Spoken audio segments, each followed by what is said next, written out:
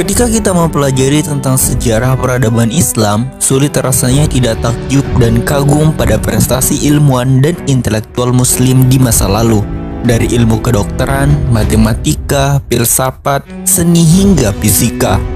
Di masa keemasan Islam, umat Islam berada di garis terdepan hampir dalam semua cabang keilmuan. Mereka mempelopori penemuan-penemuan baru dan membangun bangunan keilmuan yang belum pernah dibangun sebelumnya.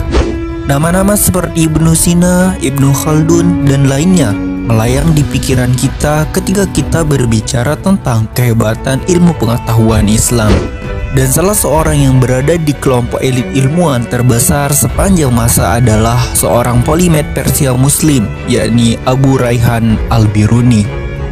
Dari berbagai sumber yang disebutkan bahwa ia hidup pada rentang tahun 973 sampai 1048 Masehi. Ia menghabiskan sebagian besar hidupnya di Asia Tengah dan anak benua India. Sepanjang karirnya, Al-Biruni menjadi ahli dalam berbagai cabang keilmuan, termasuk sejarah, fisika, matematika, astronomi, linguistik, perbandingan agama, dan ilmu bumi. Meskipun ketidakpastian dunia politik Islam terjadi di masanya, ia mampu menghadapinya dan menjadi salah satu ilmuwan terbesar sepanjang sejarah. Al-Biruni lahir pada tahun 973 Masehi di provinsi Khurasan di timur laut Persia. Sama seperti anak-anak lainnya, di masanya ia dididik di usia muda belajar bahasa Arab dan bahasa Persia, ilmu-ilmu Islam yang mendasar dan ilmu pengetahuan alam. Awalnya ia meminati kajian matematika dan astronomi. Di kemudian hari ia menjadi seorang spesialis dalam dua bidang ilmu ini. Ia adalah seorang astronom terkemuka. Di usianya yang ke-20 tahun, ia pindah jauh dari daerah asalnya demi menimba ilmu pengetahuan. Selama 3 tahun, ia melakukan perjalanan di seluruh Persia, belajar dari para ilmuwan tentang berbagai cabang ilmu pengetahuan. Akhirnya, pada tahun 998, ia menetap di daerah Jurjan. Di daerah Jurjan, ia menjadi pegawai pemerintah setempat. Selama 10 tahun berikutnya, ia tinggal di kota kecil di wilayah Tenggara Iran. Di tempat inilah ia melakukan penelitian, menulis buku, dan semakin banyak belajar.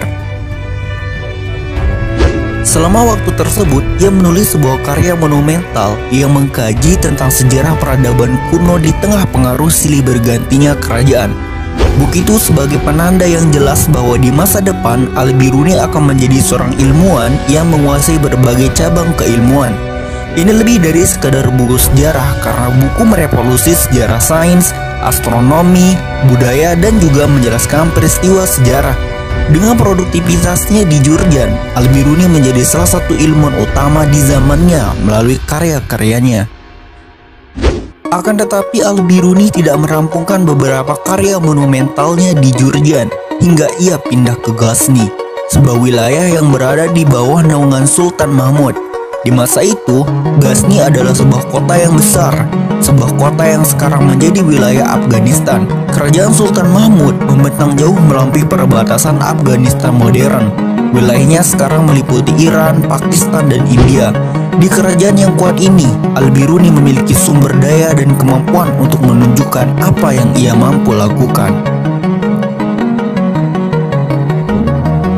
Di sisi lain, Sultan Mahmud memulai ekspedisi militernya ke India dengan sangat tenang. Tujuannya adalah melindungi pengaruhnya di sana. Kebiasaan Sultan Mahmud dalam ekspedisi militernya adalah mengajak serta seorang Al-Biruni. Hal ini menjadi keuntungan tersendiri bagi seorang Al-Biruni tentunya.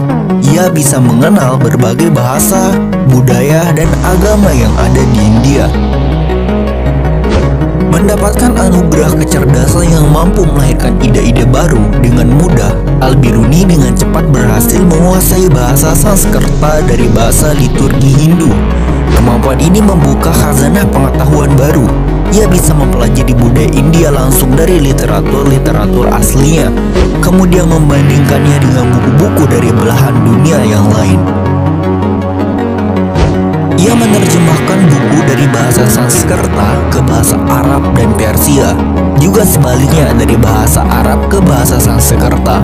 Al-Biruni berpandangan bahwa beragamnya peradaban bertujuan untuk saling mempelajari satu sama lain, bukan untuk saling menghancurkan. Karena kemampuannya membaca teks-teks Hindu kuno, Al-Biruni mampu mengkompilasi sebuah ensiklopedia sejarah India kuno yang dikenal sebagai Kitab Tarikh Al-Hind, ensiklopedia sejarah India. Menariknya, banyak kabar tentang India kuno yang diketahui orang-orang masa kini berasal langsung dari buku Al-Biruni. Tarikh Al-Hind lebih dari sekedar memberitahu pembaca tentang India kuno.